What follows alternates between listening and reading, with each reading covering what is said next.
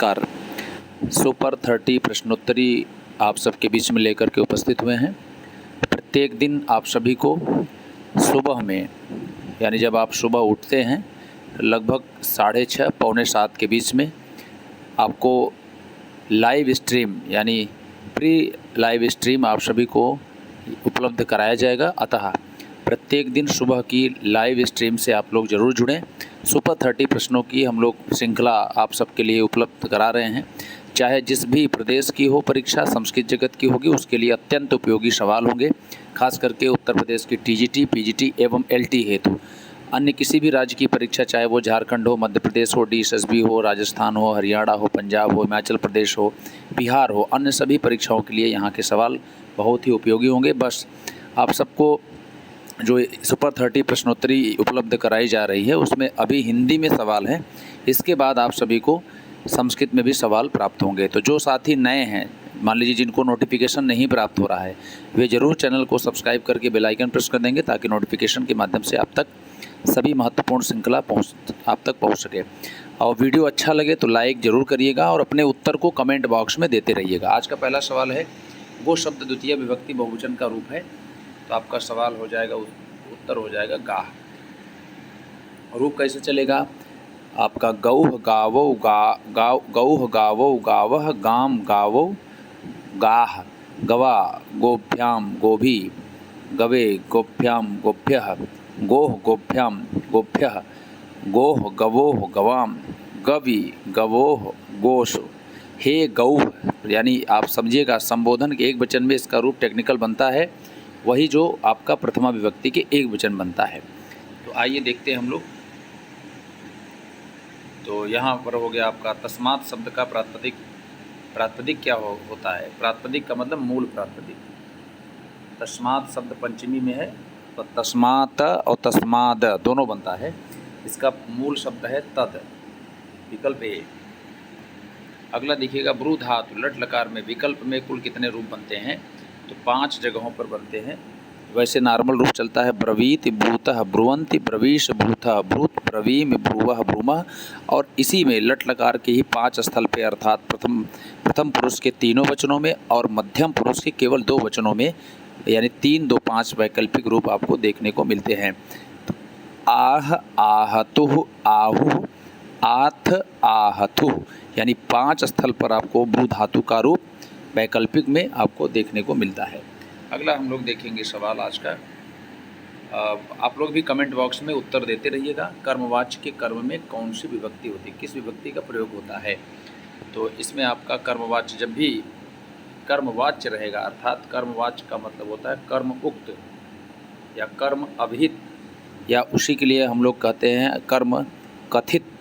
ऐसी स्थिति में प्रथमा विभक्ति होगी। और कर्मवाच्य की कर्ता में तृतीय विभक्ति होती है, क्योंकि कर्ता उस समय पर अनुक्त हुआ रहता है, अनभिहित रहता है, इसलिए वहाँ पर कर्तिकरणयोस् तृतीया से तृतीय विभक्ति लग जाती है। और यहाँ पर जो प्रथमा आएगी वो प्रातिपदिकार्थ में प्रथमा विभक्ति का प्रयोग होता है। आरात शब्द है, आरत नहीं। शब्द आरात है, ठीक है। आरत शब्द लिखा हुआ है, आरात का मतलब होता है समीप। इसमें शायद मिसप्रिंट होगा या आरत शब्द आया भी होगा कहीं पर। आरत का मतलब होता है रत, निरंतर हो सकता है या सभी हो सकता है इसका उत्तर, ठीक है। विच्छिन्न, निरंतर, आदर। वैसे आरात शब्द होता है, अन्य आरात वाला जो सूत्र आया है पंचमी विभक्ति के प्रसंग में, अन्य आरात के, वैसे आरत शब्द भी होगा।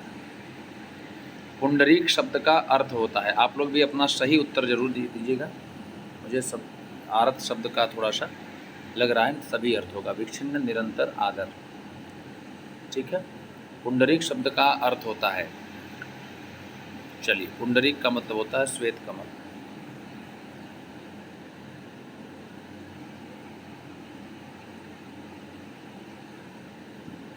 चलिए आगे हम लोग देखते हैं। शुक्राशुपदेश में वैमानिक से कौन टकराया था? तो वैमानिक से जो कपिंजल,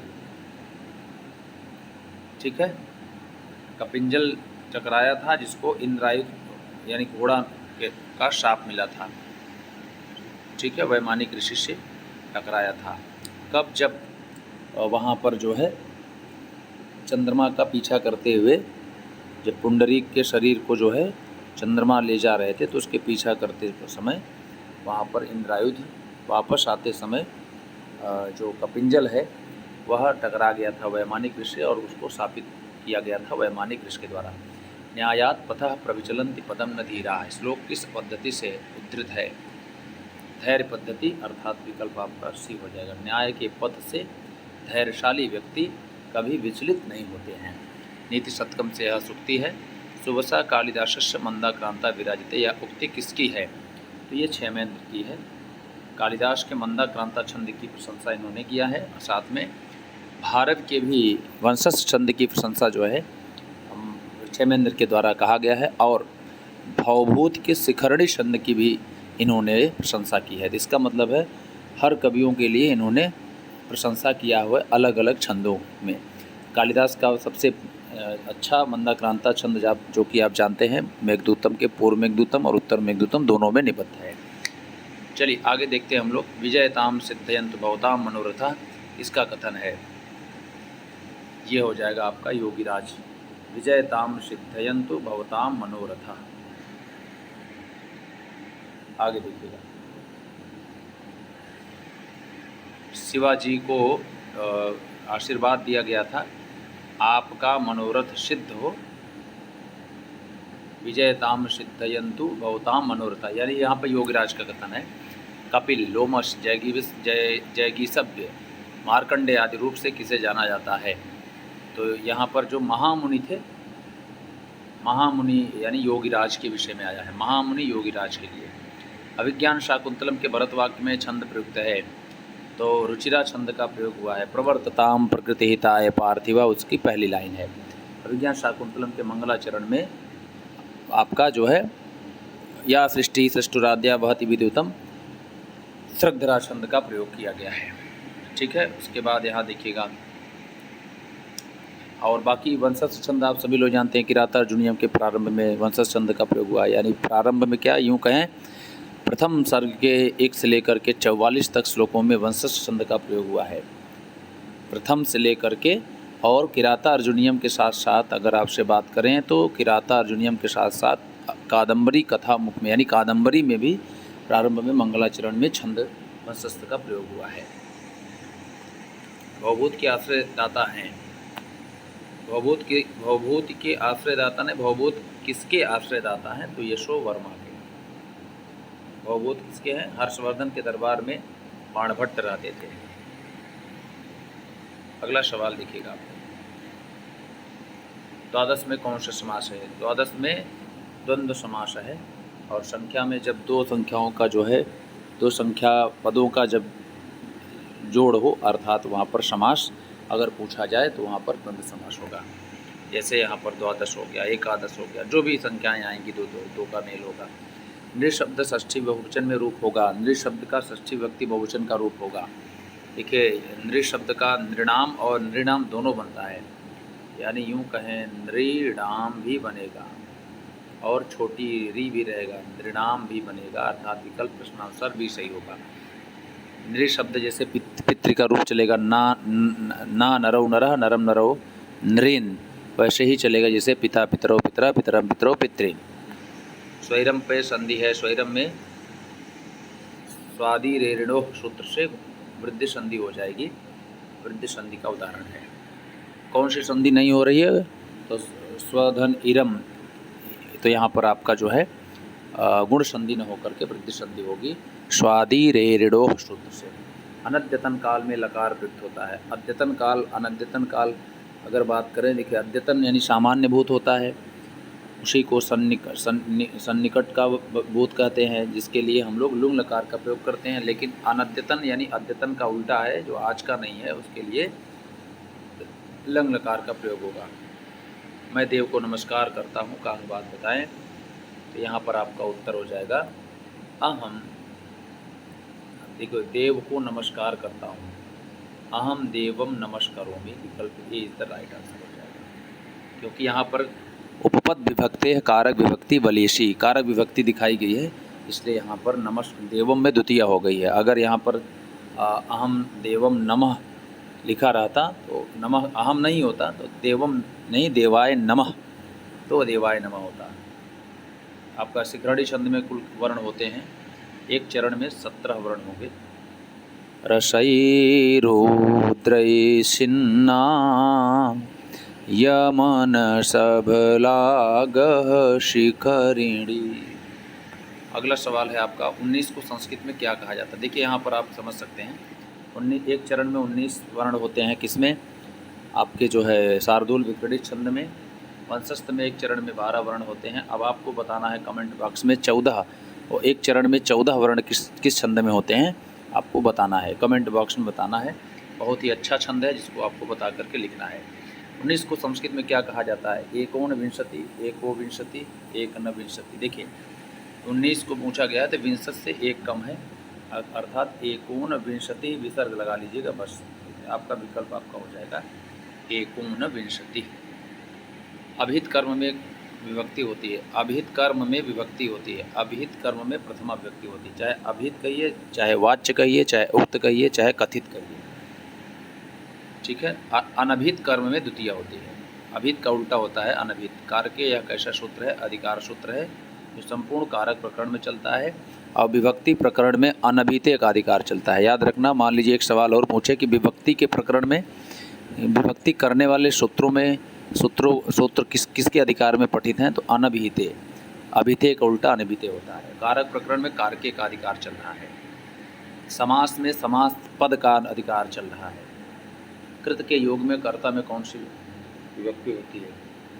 कृत योग में षष्ठी विभक्ति होती है, आप सभी लोग जानते हैं। कर्ता और कर्म में षष्ठी विभक्ति होती है। कृत योग में कृत मतलब कृत प्रत्ययों के योग में कर्ति कर्मणो कृति सूत्र आप सभी लोग पढ़े होंगे। सिंह विष्णु से मिलने के समय भारत की अवस्था कैसी थी? 20 वर्ष के थे। जब सिंह विष्णु के पास गए थे तो भारत की अवस्था 20 वर्ष थी। और भारत जो है विष्णुवर्धन के दरबार में रहते थे। प्रजंतिते मूढ़ दिया पराभवम मुक्ति किसकी है? प्रजंतिते मूढ़ दिया पराभवम, यह जो है द्रौपदी की है। विकल्प आपका ए उत्तर सही हो जाएगा। अगला सवाल है वह स्थान जहाँ पर महाश्वेता ने पुंडरीक को देखा था, तो ये है अक्षोत सरोवर। विकल्प आपका हो जाएगा सी। किसके आशीर्वाद से सीता अदृश्य रहती हैं? तो भागीरथी अर्थात गंगा के प्रसाद से, भगवती गंगा के प्रसाद से। अभिज्ञान शाकुंतलम के किस अंक में शुद्ध विस्कंभक समाप्त होता है? देखिए शुद्ध विस्कंभक प्रथम, द्वितीय, तृतीय और चतुर्थ दोनों में होगा, ठीक है। वैसे तृतीय और चतुर्थ दोनों में होगा, इसमें आपको राइट आंसर दोनों हो जाएगा। तृतीय में भी शुद्ध विस्कंभक आता है, चतुर्थ में भी आता है। आध्या शब्द का अर्थ है मानसिक पीड़ा, शारीरिक पीड़ा या दोनों। वैसे मुख्य रूप से विस्कंभक में चतुर्थ अंक ज़्यादा सही पड़ेगा आपका, विकल्प डी। अगर मान लो तृतीय और चतुर्थ रहेगा तो आपको चतुर्थी लगाना है। आध्या, आदि शब्द है मानसिक पीड़ा के लिए आता है। आधि आधि आध्या। हितम में धातु प्रत्यय है, तो यहाँ पर धा धातु से अक्त प्रत्यय है। दधातेर ही से धा के स्थान पर ही आदेश हो जाता है। दिनादों में समास है। दिनस्य आदौ षष्ठी तत्पुरुष समास है, ठीक है। आपका षष्ठी तत्पुरुष हो जाएगा। प्रत्याहार शब्द का शाब्दिक अर्थ होता है संक्षिप्तीकरण, अर्थात विकल्प ये हो जाएगा। प्रत्याहार संज्ञा करने का सूत्र है आदिरंतेन सहेता। भू धातु में अक्त प्रत्यय का योग होने पर क्या बनेगा? तो भूतः बनेगा, भूतः। विकल्प आपका हो जाएगा सी। भूत्वा में अक्त्वा प्रत्यय, भूति में एक तीन प्रत्यय है। ईषद विवृत्त में किस वर्णों का प्रयोग होता है? ईषद देखो, विवृत्त स्वराणाम, स्वरों को विवृत्त कहा जाता है, आभ्यंतर प्रयत्न। और स्पर्श वर्णों की स्पृष्ट आभ्यंतर प्रयत्न संज्ञा। और ईषद स्पृष्ट में सभी अंतस्थ वर्णों का, इसमें य व र ल आता है। इस प्रकार से आपका ईषद विवृत्त पूछा है तो आपका बनेगा देखो श श श ह। ईषद विवृत्त में शल प्रत्याहार के वर्ण आएंगे ना, तो सल में क्या आएगा? श स स और ह। यहाँ पर आपका है नहीं, इसको आपको ह लगा देना है। विकल्प सी प्रश्नानुसार हो जाएगा। ईषद विवृत में आपका सल प्रत्याहार के वर्ण आएंगे और अंतस्थ वर्ण यानी यण प्रत्याहार के वर्ण ईषद स्पृष्ट के अंतर्गत आएंगे। और विवृत स्वराणाम सभी स्वर अ की समृद्ध संज्ञा होती है, अभ्यंतर संज्ञा। संज्ञा व परिभाषा का वर्णन किस अध्याय में, पाणिनि के किस अध्याय में हुआ है? तो प्रथम अध्याय में हुआ है। द्वितीय में समास एवं कारक का हुआ है, समास एवं कारक का हुआ है। अष्टम में विसर्ग संधि का और व्यंजन संधि का निरूपण हुआ है, जबकि छठवें में तृतीय में कृदंत इत्यादि का प्रयोग हुआ है। इस प्रकार से हम अष्टाध्यायी में जो है प्रमुख अध्यायों में प्रमुख विषय सामग्री का वर्णन प्राप्त होता है। संस्कृत में उपसर्गों की संख्या कितनी है? 22। और उपसर्ग संज्ञा करने वाला सूत्र है प्रादयः और उपसर्गाः क्रिया योगे। प्रादयः प्र आदि यानी प्र परा अपनिर्दुष इत्यादि यानी 22। ये जब क्रिया के साथ योग करते हैं तो इनकी जो है उपसर्ग संज्ञा हो जाती है। ठीक है, अगला सवाल आपका है, किसमें वचन मात्र में प्रथमा हुई है? यहाँ पर वचन मात्र में दो में हुई है, एकः दो बहवः। ठीक है, श्रीः ज्ञानम, ये दोनों जो है प्रातिपदिक यानी नियत लिंग के उदाहरण हैं। द्रोणो व्रीहि में द्रोण में जो प्रथमा हुई है वह है परिमाण मात्र में, और व्रीहि में जो हुई वो प्रातिपदिक मात्र में। मोक्षिक शास्त्री यह कौन सा आधार है? ये वैषयिक आधार है। अभिव्यापक का है तिलेषु तैलम, सर्वस्मिन् आत्मा अस्ति। औपदेशिक का है आपका कटे आस्ते। 3 प्रकार के आधार हैं और आधारो अधिकरणम से अधिकरण कारक संज्ञा होती है। और सप्तम में अधिकरणे च से सप्तमी व्यक्ति का विधान किया जाता है। स्वयंभू भी किस विभक्ति का रूप है? स्वयंभू शब्द का रूप चलता है, ये सप्तमी व्यक्ति एकवचन का रूप है। स्वयंभू, स्वयंभुवो, स्वयंभुवः, स्वयंभुवम, स्वयंभुवो, स्वयंभूः, स्वयंभुवः ऐसे रूप चलेगा और सप्तमी व्यक्ति एकवचन बनेगा स्वयंभू। यक्ष के शाप की कितनी अवधि नहीं बीत चुकी थी? यक्ष के शाप की अवधि नहीं बीती थी तो 4 मास नहीं बीता था, 8 महीने बीता था। यक्ष के शाप की कितनी अवधि नहीं बीती थी? तो 4 माह।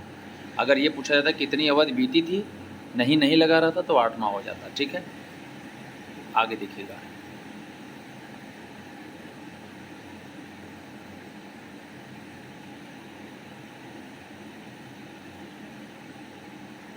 आपके सारे सवाल हो गए थे, यहाँ पर हम लोग देख रहे हैं। तो मुझे लगता है कि आपके लगभग 30 प्रश्न हो गए हैं और यहीं पर रोकते हैं।